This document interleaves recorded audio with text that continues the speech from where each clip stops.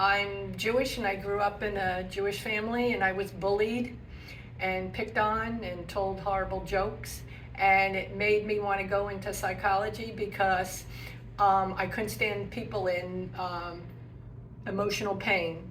So that was my journey starting. I started at a small college near Scranton, and then I transferred to University of South Florida, where I got a bachelor's in psychology and a minor in women's studies. And then I went to Shippensburg University in Shippensburg, Pennsylvania for my master's in psychology. And then my first job was working at Ball State as a dorm director for 2 years, which I enjoyed, but I wanted to get back into direct therapy. So I took a non-degree seeking degree in counseling psychology and worked with Vietnam vets.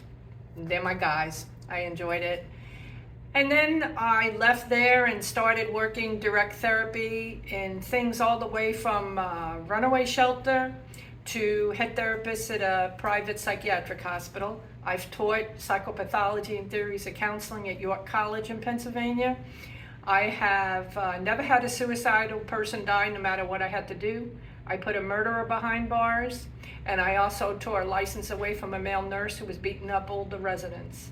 I've done everything around counseling. I had a very good reputation wherever I've worked.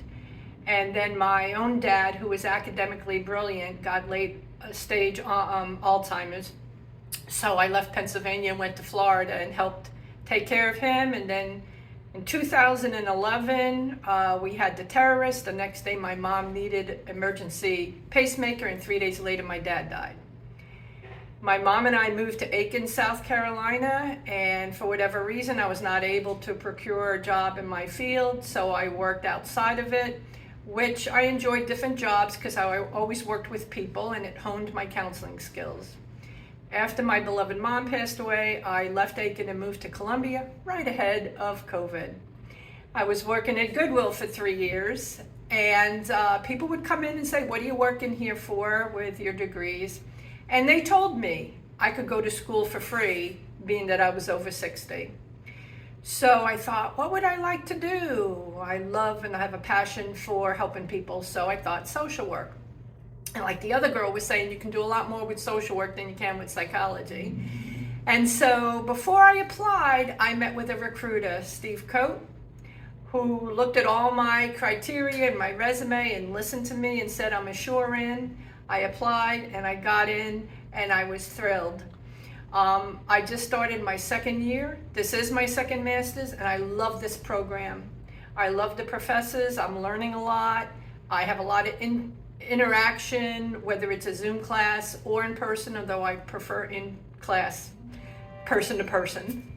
So that's pretty much where I am. My plans are to graduate, take the license exam. I want to be an advocate in the field. I want to work with the Code of Ethics in social work because they need better standards for supervisors. And I belong to More Justice, which is a group that works towards homes for the homeless, food for people who don't have it, and gun violence. On a personal level, I have a horse, 2 cats. I love going to movies, eating out, and going to things on campus, especially if it's to do with marginalized people. Being a non-traditional student, because I'm in my 60s, did not grow up, thank goodness, with technology, but on the other hand, that caused problems. I sometimes lost points going on Blackboard and not knowing what I'm doing. So I have gone to the library a lot where they help you, and I'm getting better, but I still prefer human contact over machinery. And every time a computer breaks down or something, I just say, see, pen and paper, doesn't break down. One of the things that the recruiter told me when I did want to apply was that they appreciate senior citizen people in the classes because we have a lot to offer. And in my 2 years here, that has been the case. Professors encourage me to share my ideas and my take on things. And my cohorts seem to, we look up to both. They look up to me, I look up to them. I'm very pleased with looking at young people in this program and realizing that we have a good generation coming up, though. Social work is always changing. There's a lot I need to relearn. There's a lot of give and take, and I love the interaction that we have in the class. I'm a young 64, so most of my friends are younger than me, and I love the diversity that's on campus as well.